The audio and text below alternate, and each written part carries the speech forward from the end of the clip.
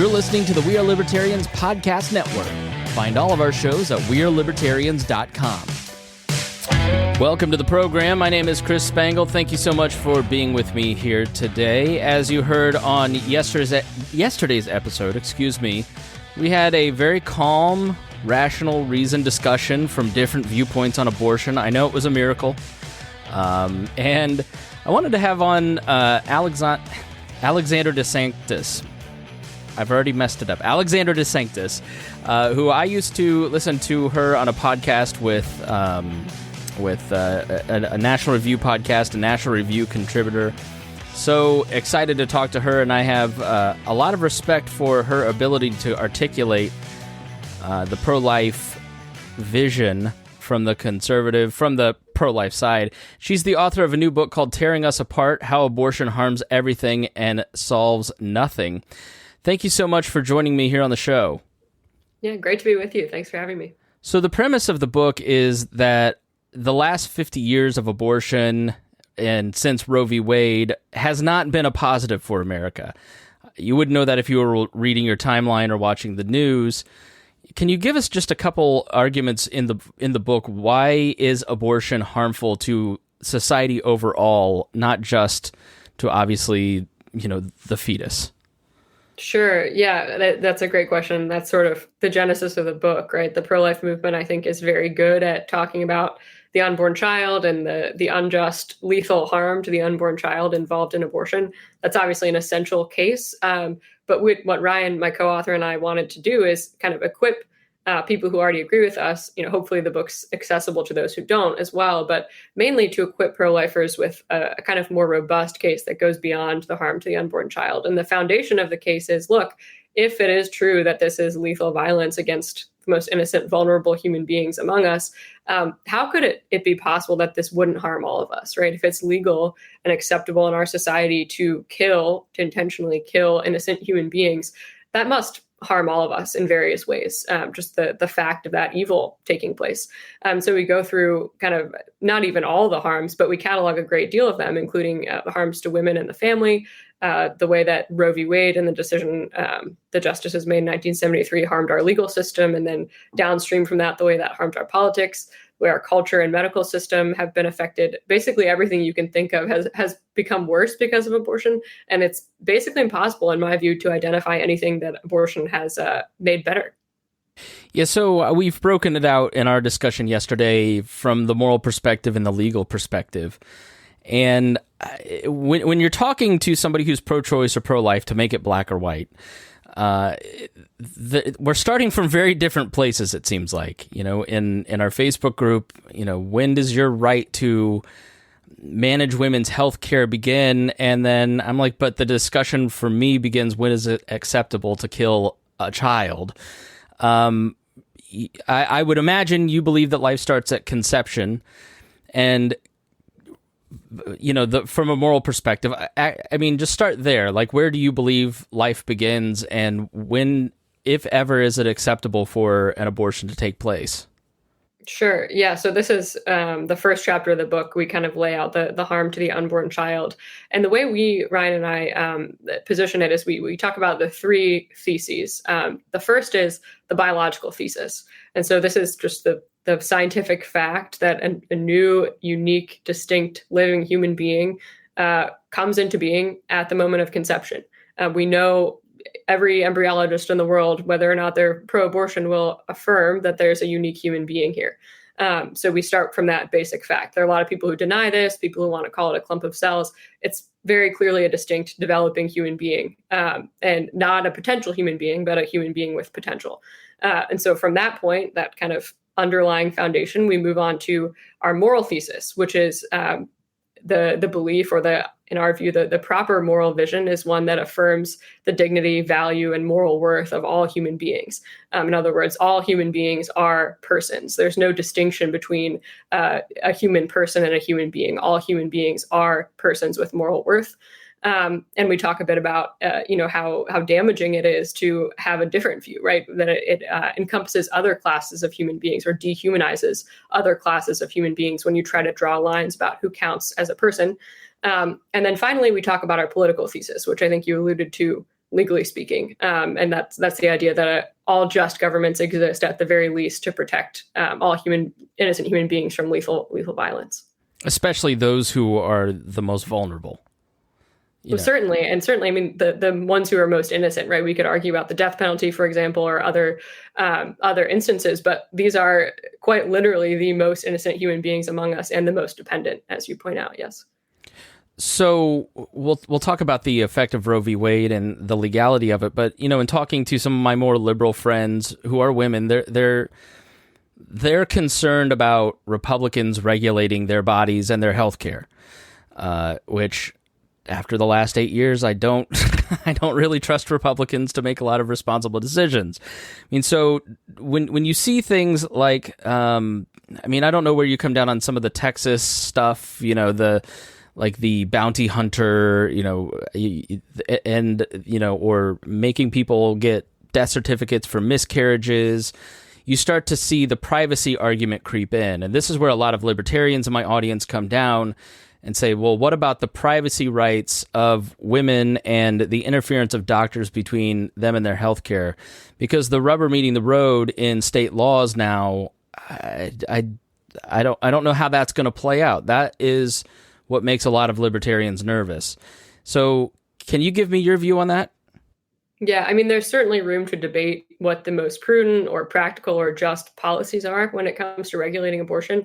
But I think it's important to make the distinction that prohibiting abortion is not a regulation either of women's bodies or women's healthcare, right? We're talking about a procedure that's never medically necessary, and a procedure that intentionally ends the life of a human being who's developing inside the mother, right? This is not about her body. It takes place in her body, certainly, but it's not actually a right over her own body. This is a right. The claim of abortion rights activists or proponents is that the fact that the child is inside the mother gives her a right to kill that child or to get rid of that child. But we're not talking about a right to her to control her own body. Of course, Ryan and I and all pro-lifers believe that women should have autonomy over their own bodies and their own healthcare decisions. The debate is over whether there's another body involved, right? And what rights that body has, that human being has, and whether this is healthcare, which it's not. Abortion is not healthcare. So there are more specific, debates we could get into about how that plays out in terms of policy. But in my view, a good pro-life law and no pro-life law that I'm aware of would actually, regulate or punish women for having a miscarriage. They wouldn't make it impossible to get essential health care, like care for an ectopic pregnancy. None of that has to do with abortion, right? An abortion is an intentional killing of a living human being inside the mother. And so this should not, properly legislated, touch on women's healthcare rights at all. So I saw a story, and I see stories all the time. There's stuff from nurses that end up being completely fake and taken down, but there was a 10-year-old girl who was a victim of rape, and now she's being forced to carry her baby to term. How does the pro-life movement respond to that? Yeah, I mean, that's obviously the hardest case to talk about, right? That's horrible, a horrible violation of that girl's dignity and freedom. Of course, we should always condemn rape. But the response, I think, of all pro-lifers is it doesn't actually solve that young girl's problem to then turn around and enact violence on her child, as difficult as it is, of course, for her to be in that situation. And her rapist should be, caught, should be given due process, but punished with the full extent of the law if he's deemed guilty. But it doesn't actually solve the problem to then turn around and commit violence against her own child. It doesn't make her life any better. And it certainly is not just to the child who didn't do anything wrong. So what, I guess I want to ask about the harm to women. That's I think the second chapter of the book, where you talk about how abortion actually harms women and their rights. Touch more on that. What was the central thesis of that chapter? Sure. Yeah. So I think this is really important because I think the best argument for abortion is the claim that women need abortion, that women are better off if we have access to abortion. And this is the claim the Supreme Court has made in the past, right? That women rely on the right to abortion. So I think it's really important to know how to respond to it. So we make two main points in this chapter. The first is the harm of abortion to women who have abortions. And this is certainly not true of all women, but certainly many more women than abortion supporters tend to acknowledge suffer either physical or psychological complications. So that could be anything from hemorrhaging to, side effects of a chemical abortion administered at home, long-term physical complications like difficulties in future pregnancies, and then psychological side effects. So the best data suggests that some fairly significant number of women who have abortions experience elevated rates of depression, anxiety, drug and alcohol abuse, even suicide after having had an abortion. And these women are really ignored and sidelined, frankly, by most abortion supporters. But then secondly, we make the case that abortion actually harms all women, even those who don't have abortions. And what we mean is abortion takes the male body as the norm, right? The logic of abortion suggests that there's something abnormal or defective or problematic about the fact that women become pregnant, at least some of the time. And it takes as a given that both men and women should be able to have sex and walk away with no consequences or responsibility. And because men are able to do that as a result of their biology, abortion is the solution for women, right? If women want to walk away the way men can, they just get an abortion and that takes care of it. But the problem is that abortion is an act of lethal violence against their own child. And so women are in this position where, in order to be free and equal like men, they're actually being asked to participate in violence and to treat their own child like an enemy. And so our argument is this is not actually good for women. This is a kind of cop-out fake solution that fails to present actual solutions to the problems and lack of equality that women face. So let's talk about the legal side, because Roe v. Wade is seen, it's revered on the pro-choice side. It's given us this constitutional right to abortion. What was Roe v. Wade, and how did it change how the government operates, in your view? Yeah, I mean, it was essentially just this naked power grab by the Supreme Court. We know, and we get into this a bit in the book, the history of how this case was decided. Some number of justices on the Supreme Court just wanted to legalize abortion for their own kind of moral and political reasons. And so the logic in Roe is essentially them working backwards and saying, we want to make abortion legal for the entire country. We want to end the abortion debate before it begins. And so let's just kind of come up with some kind of justification for it. And that's why you got this decision where for 50 years, the court invented essentially a right to abortion that exists nowhere in the text, the history, the tradition of our founding document. And so they basically just ripped this issue out of the hands of the American people and decided it wrong, and then imposed that incorrect anti-constitutional reading on the entire country. And then the effects of that have been quite devastating for our legal system. So what does Dobbs do? How does it change it?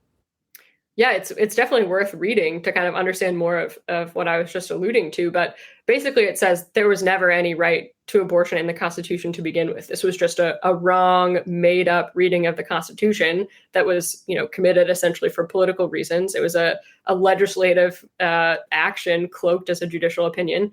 And now we're sending the issue back to the people and to the states and where this should be legislated. So where do you think a lot of these states will rule? I mean, I think it's obvious we sort of break things down into red and blue states, but, Indiana is a red state with a purple streak, for instance. Do you have insight into where things might go in terms of some of these state legislatures? Yeah, I think the best way to understand it is there's kind of three buckets of states, so to speak. One is states that already have some kind of law on the books that has already taken effect or will shortly take effect, prohibiting nearly all abortions, of course, with exceptions if a mother's life is at risk. And those states probably are going to stay that way, I would imagine. Very pro-life states that have been trying to protect unborn children for the past 50 years finally can do so. Then on the other end of the spectrum, there's a handful of very abortion-friendly states, California, New York, Vermont, places where they've already passed laws declaring abortion to be a fundamental right, where they have taxpayer-funded abortion essentially for any reason. Those states probably are going to stay like that, at least unless and until there's a federal law or a Supreme Court ruling making that impossible. And then in the middle, there's this kind of bucket of states that are up for grabs, right, where people are a lot more pro-life than the Democratic Party is. They certainly want more limits on abortion than they currently have, but they're not at the, prohibit all abortion stage. And so I think that's where the space to watch is right now. Are they going to have 15-week protections for unborn children? Is it going to be heartbeat bills? Where these states are going to come down, I think, is up for debate. So can you talk about heartbeat bills? Because I've heard the criticism is that it's hard to detect the heartbeat, and sometimes it's too late, or what is some of the criticism in your defense of heartbeat bills, if that's in fact what I imagine? Do you favor that? Do you not favor that? Where do you come down on that personally? Yeah, I mean, before Roe was overturned, I was very much in favor of heartbeat bills because I think they're a great tool to talk about abortion. I think it's helpful to the American people to hear about the fact that an unborn child has a heartbeat, as early as 6 weeks into pregnancy. I think it's usually detectable between 6 and 8 weeks gestation. And what's so interesting about this, by the way, I think we point this out in the book, is that the unborn child's heartbeat in a pregnancy that's wanted is always taken as a sign, an important marker of health. And so if a doctor doesn't hear a heartbeat early in pregnancy when the mother wants to carry the pregnancy to term, that's considered to be a bad sign, right? It's a bad sign for the healthy development of the child. And so basically the pro-life movement has been using these laws to say, look, there's another human being here, and let's talk about that before the laws could ever take effect, right? None of these have ever taken effect because Roe is in place. After Roe, I think they're still helpful messaging-wise, but they're not really that different from a total ban on abortion. So I support them. I think they're fine. They're not the ideal, but I think they're kind of an important piece of the messaging strategy. So I've seen some people float the idea of the equivalent of slave fugitive laws when it comes to the pills, because I was surprised to learn that a lot of abortions are now done by pill, and it's not necessarily the forceps. We won't get into all that. How will red states and blue states and the federal government and interstate commerce and their ability to regulate, how do you think that'll play out when it comes to abortion pills? Yeah, it's a really important question. And, according to the most recent estimates, more than half of all abortions in the U.S. are chemical abortions, so via the abortion pill. And as you point out, this really is going to be the new frontier of the abortion debate. Even in states where abortion is illegal, people can still get abortion pills via the mail because it's now legal to get an abortion pill without seeing a doctor in person, which is very dangerous for women's health, I would like to add. But that's legal. And so I think that will be kind of how pro-lifers try to regulate that and legislate that is very much up for debate. My personal view, I think that Congress has the ability to legislate on this, whether under the Interstate Commerce Act or a correct understanding of the 14th Amendment. But I think we're a long way from consensus on that. So it probably will take some time. And this will be the main way people get abortions going forward. Yeah, I mean, I talked to my senator about bringing Ukrainian orphans here, and they can't agree on that. So they can't really do much. I mean, I could see, though, that's where the privacy argument comes in, because how are you going to know what I'm having shipped to my house unless you go full Anthony Comstock? If you don't get that, Google it. I mean, is that just sort of an evil to live with, or how far do you think, how far would you be willing to go? And then how far do you think other people are willing to go on investigating that? Yeah, I mean, I think the idea basically is that you would regulate it at the provision end, right? So you would get rid of telemedicine, abortion consultation, like you wouldn't allow these drugs to be transported by mail. And then I think that the most effective abortion laws, both before Roe and now, never punish the woman, right? Pro-lifers don't advocate punishing women who seek abortions or get abortions. They punish abortionists. And so I think if you had enough laws with teeth that were aimed at, prohibiting the provision of these drugs at the abortionist end, you would really, that would be very effective, and you wouldn't have to get into like searching people's mailboxes or anything like that. Okay, so you don't support, like, when Jane Roe, for instance, was put in jail in Florida for receiving an abortion. You don't support that. I'm not sure if that's true. I mean, maybe I don't know for a fact if that's true, but according to a podcast from Slate. So yeah, I don't know about that. I would have to verify. Maybe it's true, but I don't know of any pro-lifers, and I don't support putting women in jail for having an abortion. Okay. So there's an interesting stat from the book that sex trafficking numbers have increased due to the easy access of chemical abortions. Can you expound on that? Yeah, this is a really big point. I'm glad we were able to include this in the book. The basic idea is, like I just referenced, it's now permissible to get chemical abortion pills via telemedicine. So you could get a consultation with a doctor and have abortion pills mailed to you without ever seeing him in person.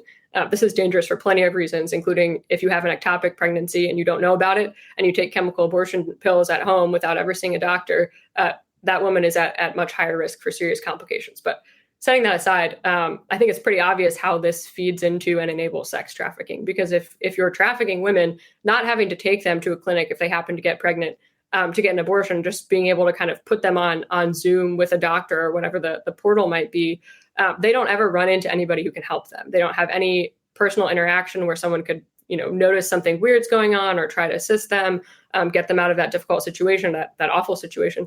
And so the pills basically enable these traffickers to keep women captive and just sort of deal with pregnancy more easily. So I think I've heard in the past that you're Catholic. I'm sorry if I'm assuming your faith status. You are? Yes. You are? Okay. Why? I don't have anybody else to ask this. Why has the Catholic Church or Catholics in general been kind of on the front lines of this for so long? What is it about? Is it the networks? Why has the Catholics, why have they been at the forefront of this movement? Yeah, I love that question. I should say Ryan and I are both Catholic, but our book is not, citing the Bible or the Catholic Church teaching or anything, although it's very much in accord with our beliefs. But I think it's mainly because the church has been the most vocal institution for millennia now in defense of innocent human life. And I think there's a real infrastructure there. Obviously, there's dispute. There are some prominent people who identify as Catholics, Joe Biden among them, who are, call themselves personally pro-life, but support abortion throughout pregnancy as a policy matter, which I think is very incoherent.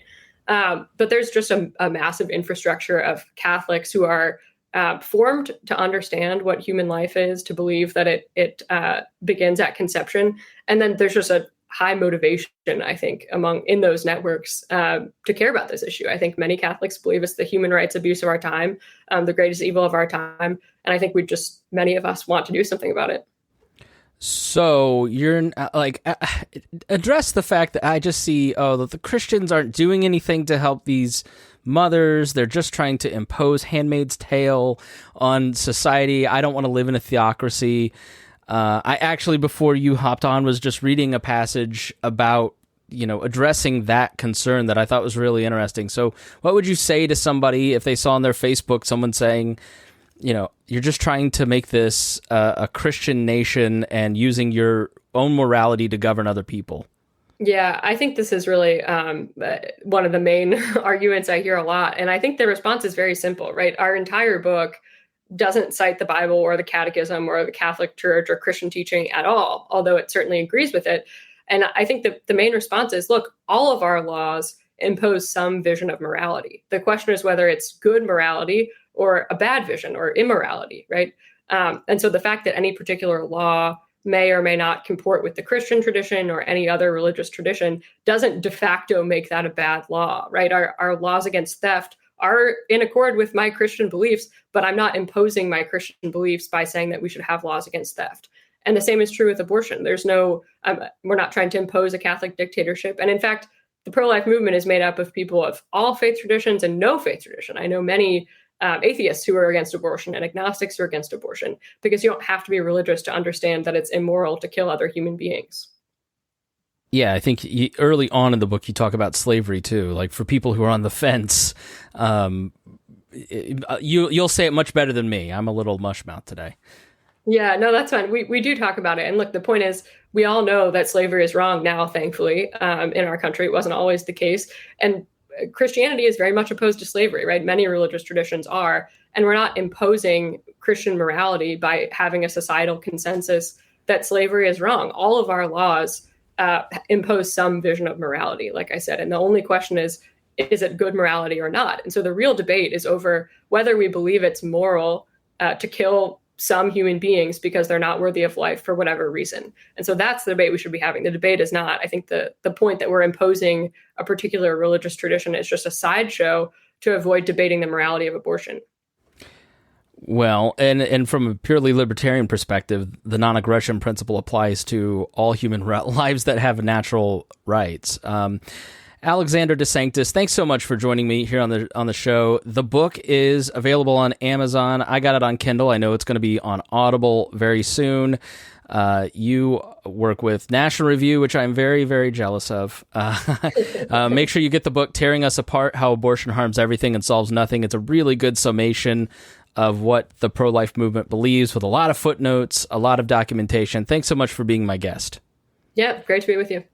And thank you, listener, for so much for joining me. As always, if you got something out of this one, please share this information with your friends and family. And until next week, we'll see you then.